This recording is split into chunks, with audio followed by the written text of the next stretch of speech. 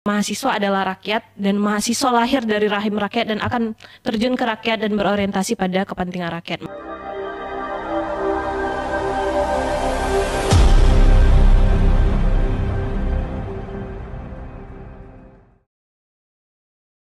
Oke, bismillah. Assalamualaikum warahmatullahi wabarakatuh. Halo Sobat OSDI 2024 dimanapun kalian berada. Bagaimana nih kabarnya? Nah, pada kesempatan kali ini, saya Adinda Rizky Fitriana yang akan membersamai Sobat OSDI dalam podcast pada sesi ini. Di sini saya ditemani oleh narasumber kita yang keren sekali, yakni Kak Siti Mauliani.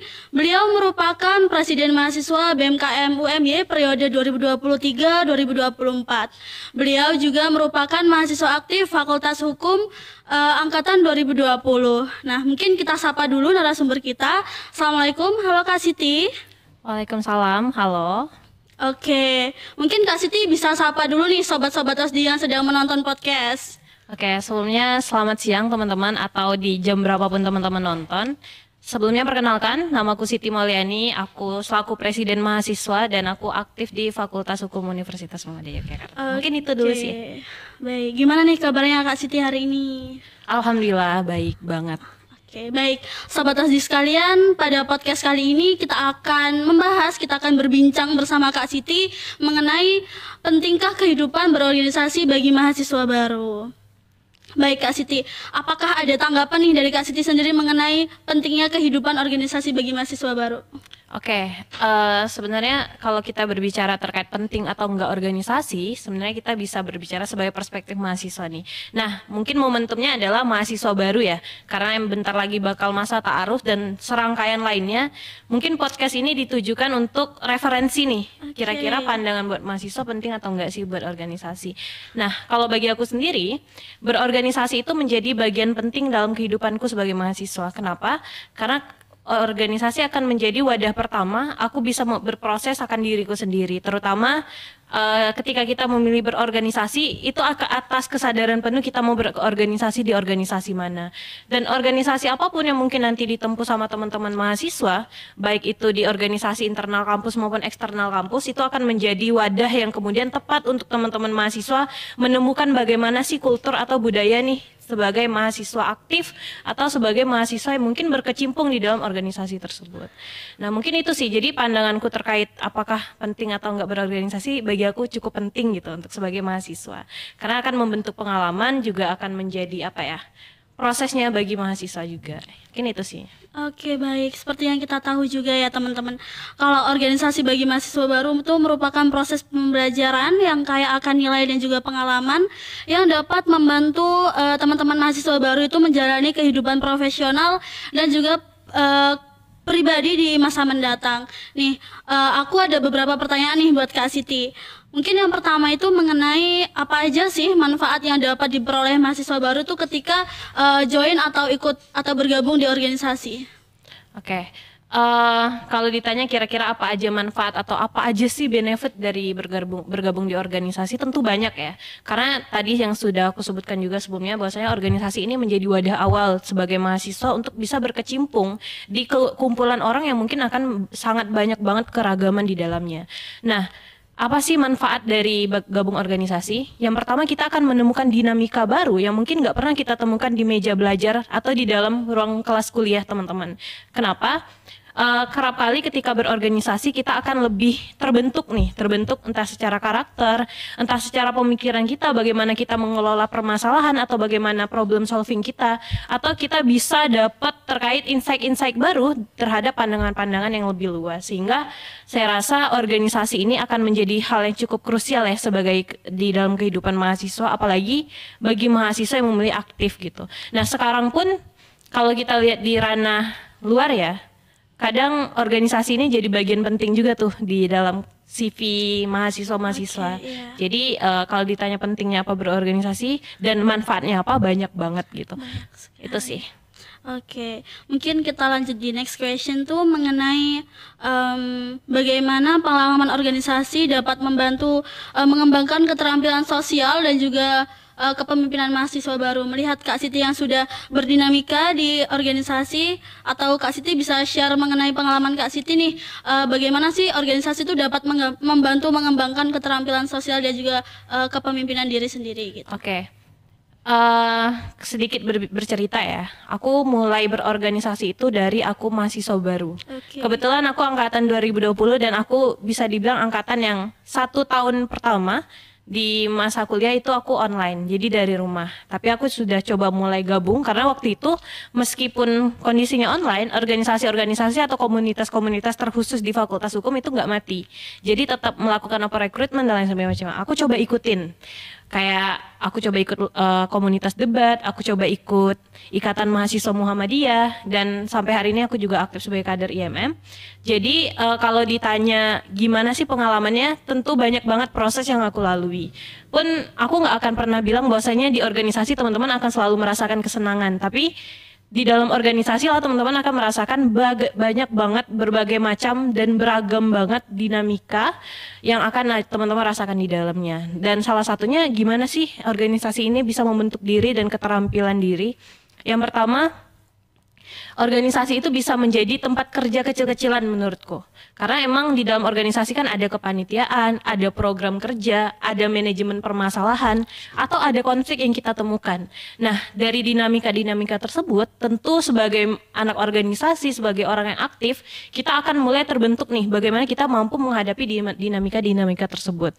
Dan mungkin di beberapa organisasi terus di dalam kampus UMY, banyak banget nih organisasi yang kemudian mengasah soft skill gitu, atau mengasah kemampuan teman-teman dalam gerakan sosial. Kalau aku di IMM itu ada punya yang namanya beberapa bidang, dan kemudian aku sekarang di BEM juga punya banyak bidang yang sesuai aku minat di mana, dan bidang-bidang itu kadang itulah yang kemudian ngebentuk kita sesuai passion kita. Misal kalau di BEM itu ada yang namanya sosial masyarakat. Nah itu kan berorientasi banget nih sama gerakan filantropi misalnya. Jadi teman-teman mahasiswa yang mungkin senang dalam kegiatan-kegiatan sosial atau senang dalam kegiatan bermasyarakat bisa bergabung di dalamnya, atau kegiatan atau kementerian atau bidang minat bakat. Dan itu kan banyak banget ya. Kayak organisasi seperti BEM itu di dalamnya banyak banget bidang-bidang yang bisa teman-teman ikuti sesuai dengan minat dan passionnya teman-teman. Jadi kalau ditanya gimana organisasi bisa membentuk keterampilan sosial ya melalui hal-hal tersebut. Karena organisasi juga akan memiliki spesifikasi di dalamnya seperti itu. Mungkin itu sih. Oke, baik. Lalu ketika nih mahasiswa baru sudah mulai mau aktif dan berpartisipasi dalam organisasi, pasti tuh kan ada tuh Mbak mengenai tantangan ataupun kendala. Kalau dari Mbak Siti sendiri nih, kira-kira ada nggak sih mungkin cara buat mengatasi hal tersebut? Oke, tantangan dan kendala itu pasti ada dan pasti banyak gitu. Apalagi teman-teman yang memilih aktif, bahkan ketika teman-teman yang memilih hanya untuk fokus pada kuliah dan tidak mau aktif di organisasi pun pasti punya tantangan dan kendala. Tapi untuk teman-teman yang aktif di organisasi mungkin tantangan dan kendalanya ini jauh lebih kompleks ya. Yang pertama, kerap kali yang menjadi tantangan adalah bagaimana kita memanajemen antara waktu kita berorganisasi dan waktu kita berkuliah. Itu adalah salah satu tantangan terbesar juga dalam hidupku ketika aku berorganisasi gitu. Nah, gimana sih kita memanajemen? Aku selalu menempatkan yang namanya metode skala prioritas. Mungkin itu hal-hal yang mungkin kerap kali didengar sama teman-teman organisasi banget, atau teman-teman yang aktif di kegiatan-kegiatan lain, bagaimana menempatkan skala prioritas. Nah, artinya ketika kita berorganisasi dan ketika kita aktif, kita juga perlu sadar bahwasanya apa yang akan menjadi target dan capaian kita ke depan. Sehingga ketika berorganisasi kita harus punya tujuan, punya goals yang ke depan akan seperti apa. Mungkin lebih ke bagaimana kita berpikir sih. Bagaimana kita berpikir dan bagaimana kita menempatkan apa yang kita butuhkan dan apa yang akan kita lakukan dan apa yang akan kita capai ke depan. Mungkin itu sih. Dan yang menjadi hambatan kerap kali adalah ketika mungkin apalagi kita itu kan sering menghadapi ketika kondisi diri mungkin lagi nggak fit, atau misalnya lagi dalam kondisi yang mungkin nggak mood gitu buat aktif-aktif banget, atau lagi nggak mood untuk melakukan kegiatan atau apa.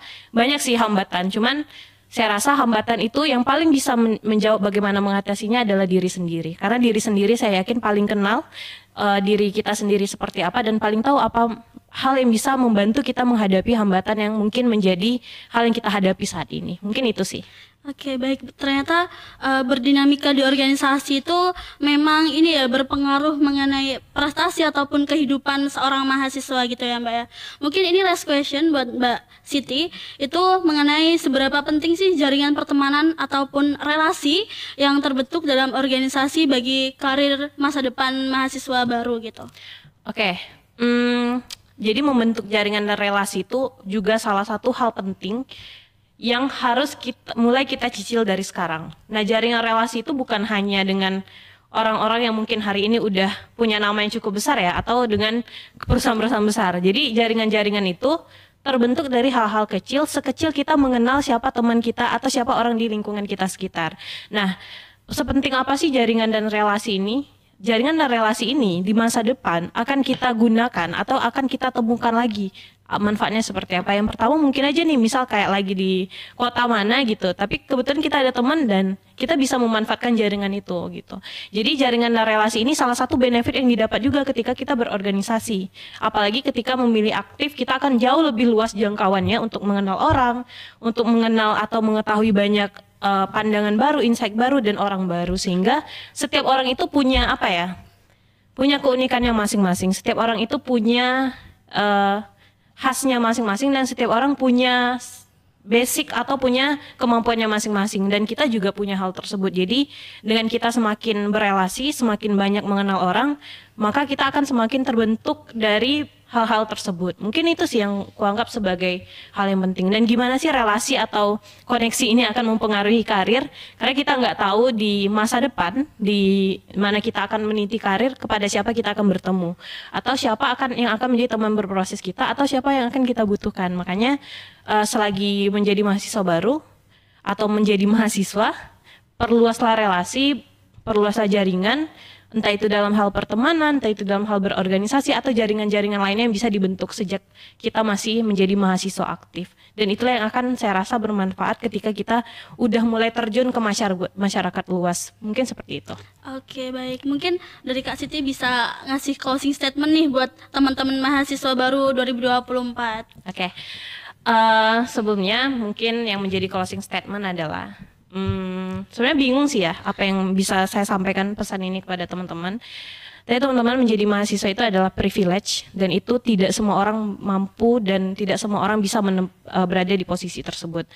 Dan perlu disadari juga, mahasiswa adalah rakyat dan mahasiswa lahir dari rahim rakyat dan akan terjun ke rakyat dan berorientasi pada kepentingan rakyat. Maka dari itu, sebagai mahasiswa, semoga kita selalu berpihak pada kebenaran, semoga kita selalu berpihak pada rakyat, dan semoga kita selalu berpihak pada kepentingan dan kesejahteraan rakyat. Karena sebagai mahasiswa tentu kita juga harus punya kepekaan sosial yang tinggi, juga kita harus peduli dengan lingkungan sekitar kita. Karena pilihan teman-teman sebagai mahasiswa adalah teman-teman sendiri yang memilih, tapi akan menjadi seperti apa teman-teman juga teman-teman yang memilih, sehingga ciptakan dan pilihlah sebaik-baik langkah teman-teman selama menjadi mahasiswa. Mungkin itu pesan dariku, semoga kita bisa bermanfaat dan berdampak bagi sekitar. Mungkin itu. Terima kasih. Oke.